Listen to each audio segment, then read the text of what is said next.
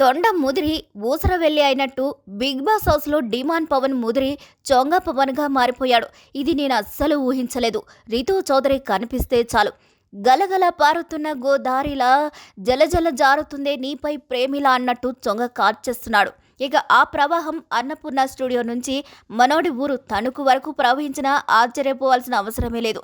ఇప్పటి వరకు big boss హౌస్లో ఎంతో మంది పులిహార రాజాలను చూశాను, కానీ డీమాన్ పవన్ లాంటి నిబ్బా పులిహార రాజానైతే చూడలేదు. బిగ్ బాస్ సీజన్ మొదలై వారం కూడా కాలేదు. పవన్లో రీతు చౌదరిపై ప్రేమైతే ఉప్పొంగిపోతుంది.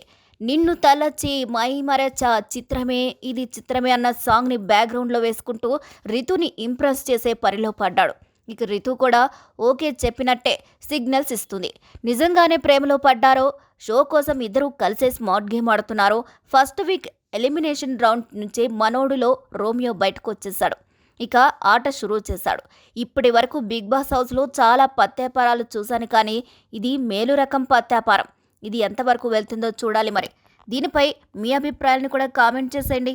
మరిన్ని అప్డేట్స్ కోసం మా ఛానల్ని లైక్ చేయండి, షేర్ చేయండి, సబ్స్క్రైబ్ చేయండి.